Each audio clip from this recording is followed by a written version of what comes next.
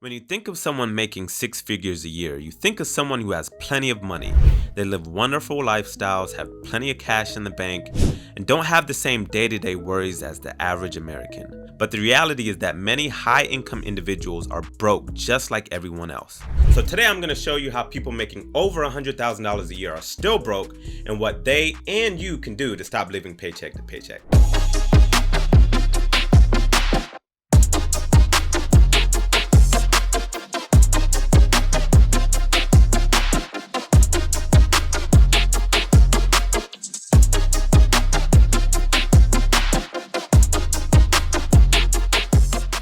A lot of six-figure earners have the same money struggles as the average everyday American.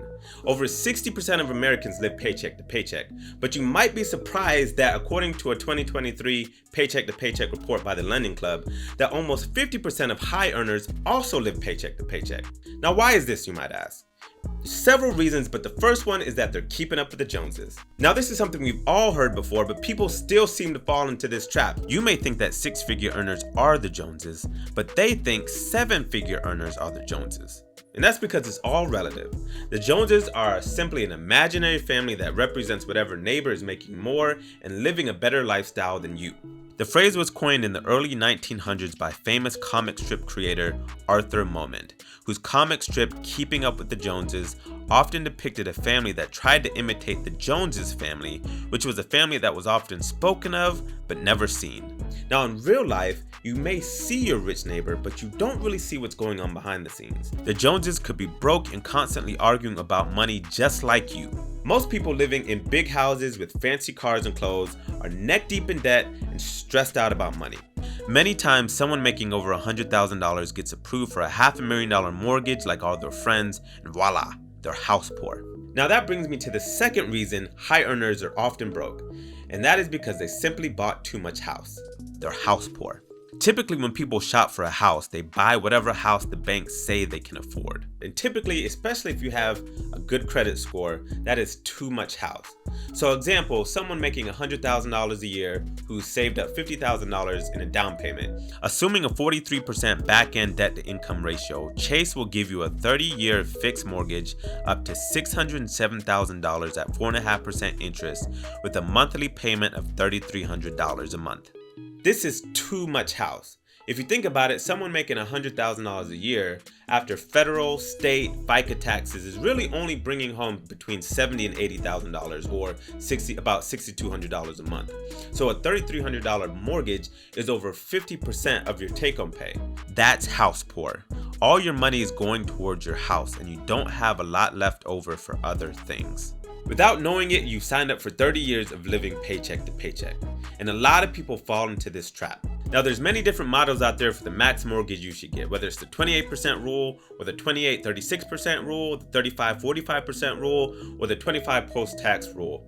And I won't get into any of these in this video, but needless to say, 50% of your take-home pay is more than any of these models and is just simply too much house. And with high inflation and mortgage interest rates going up, it's harder than ever for people to afford a mortgage that they feel they deserve. So it's hard for many people to get a mortgage that they actually can afford. A Redfin study shows that you need to make six figures just to buy the typical home. And with the Fed still increasing interest rates, it's not likely that this is going to get easier anytime soon. Now that brings me to the third reason that high earners are still living paycheck to paycheck, and that's inflation. Now, inflation impacts everyone, not just the poor. The latest CPI report shows inflation at 4%, which is down from 5% from April, but still high. And it impacts many different areas of your life, from transportation, food, utilities, gas, and so many different areas. Now, inflation does impact the poor the most because they spend a higher percentage of their income on food and rent. But that doesn't mean high income earners are unaffected. And actually, there's some areas where it impacts them more because, for example, if you have a large house, you probably also have higher utility bills, which has been impacted by inflation.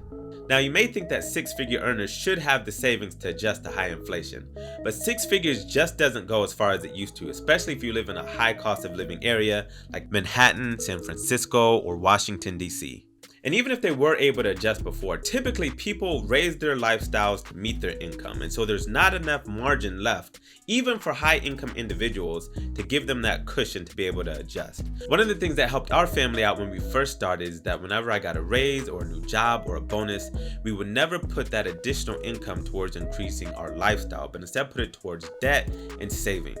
And then after we had a fully funded emergency fund, we had no debt, and we were funding our retirement funds, then you can increase your lifestyle without putting yourself in a position to lose it all later. Having that margin in your life makes it much easier to adjust, and that's why it's very important that you're educated on how to handle your money. It's easy to live above your means when you're trying to live a certain lifestyle and you haven't been educated on how to handle your money.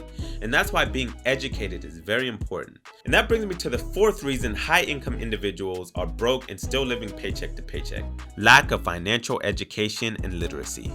Just because you make a lot of money doesn't mean you were ever educated on how to handle that money. According to the Next Gen Personal Finance Report, only 23% of high school students are guaranteed to receive a personal finance education. And this is because only 8 states have statewide requirements for a personal finance course. And according to a Momentum study, a third of parents never talk to their kids about money, and over half of parents only discuss it once every few months. So if kids are not getting their education from school and they're not getting it from their parents, then where are they getting the education from? Well, sadly, they just aren't. And so a lot of students are graduating high school without knowing how to do a budget, or learning about stocks and bonds, or how to do their own taxes, or learning about mortgages, or the dangers of getting into debt. So Americans are taught how to find a job, even how to find a high-paying job, but we aren't taught what to do with the money that we earn. And a lot of times getting the education needed to make 6 figures comes at a very high cost. And that brings me to the 5th reason high income individuals still are broke or living paycheck to paycheck, and that is student loan debt.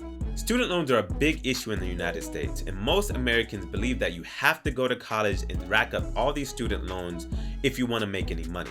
And while the more educated you are, the higher your income is likely to be, it does come at the cost of higher student loans. According to the Education Data Initiative, student loan debt increases drastically with degree level, and this debt makes it harder to build wealth. So for example, the average primary care physician salary is $200,000. However, the average medical student graduates with over $250,000 in student loans. If you think about it, that's basically another mortgage. So they have a big shovel, but they have a big hole to dig out of. High-income individuals, like everyone else, took out student loans not really understanding the impact when they graduated. We were all told to just take out as much money as we needed to get through school, and when we graduated, we would make enough money to pay it back. That is simply not true for the vast majority of people. Now, getting an education is very important, so make sure you get one, but don't go into massive amounts of debt just to do it. And make sure you include financial education as part of that. Now, regardless of your income level, no one likes living paycheck to paycheck. So learn how to get out of debt, build your emergency fund, learn how to build a monthly money plan, and get enough margin in your life so that you're not living paycheck to paycheck. You can check out my other video on how to stick to a budget so that you're not living paycheck to paycheck, but instead learning how to grow your wealth. Thank you.